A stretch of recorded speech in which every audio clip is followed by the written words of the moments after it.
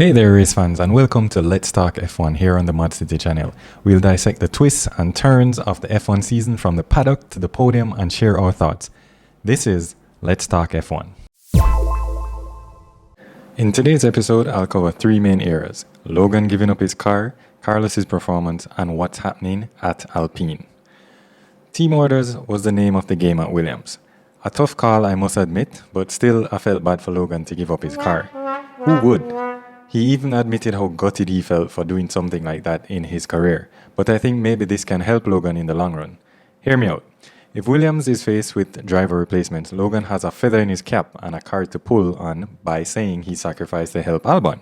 However, we know that in Formula 1, teams sometimes issue team orders which instruct drivers to prioritize the team's championship position over their own individual race results. It happens.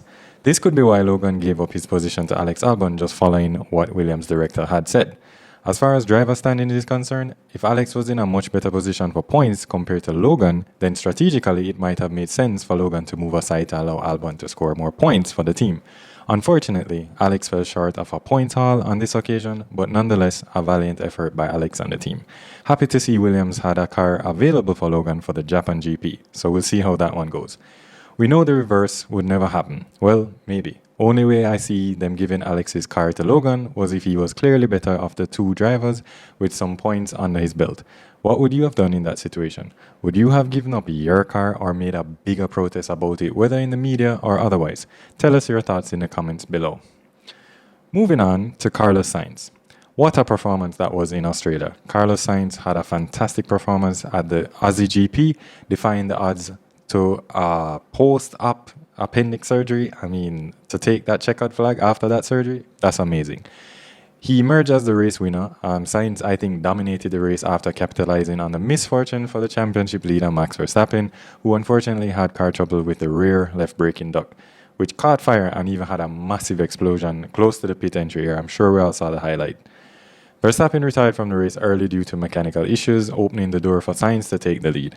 With a strong start, I think Sainz started on the front row alongside Verstappen, if I'm not mistaken, and held his position well. He then overtook Verstappen on lap 2 and never looked back. This counts as his first win since Singapore. This victory marks Sainz' third in his career, and I doubt it will be his last, especially if he continues to perform like this. Shame he'll be leaving Ferrari at the end of the 2024 season.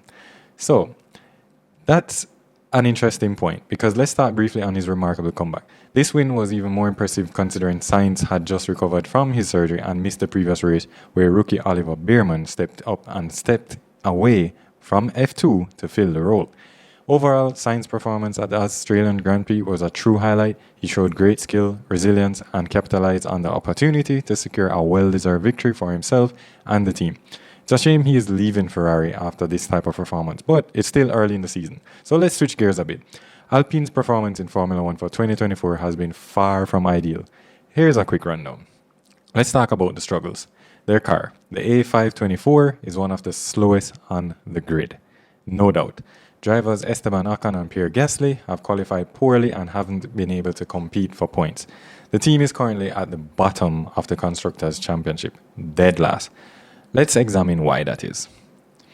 Issues that are affecting the team. Let's dive into that first. Lack of power compared to competitors and being forced to fight through the pack, burning valuable time and tires as they make their way up through the grid. Traction problems hindering the car's performance through corners, and straight line speed tends to be very lacking. The drivers themselves are frustrated, which of course doesn't help the situation. I think for Alpine, it's hope and dreams at this point. However, still early in the season, will they have a turnaround? I don't know. The team is aware of the problems, of course, and working on upgrades for future races, as we always hear. Drivers remain somewhat motivated and pushing for better results. However, I think Gasly has shown his frustration more than Ocon based on his body language and responses in the media pen. What are your thoughts? Do you agree? Do you think they are frustrated? Overall, it's a tough start for Alpine. They have a lot of work to do to catch up with the rest of the field. Maybe major upgrades throughout the season will bear some fruit for them or for the team, but we have to wait and see. Tell us your thoughts and your opinions all about F1. Anything that you agree with, disagree with, tell us why in the comments below. That's all the time we have for today.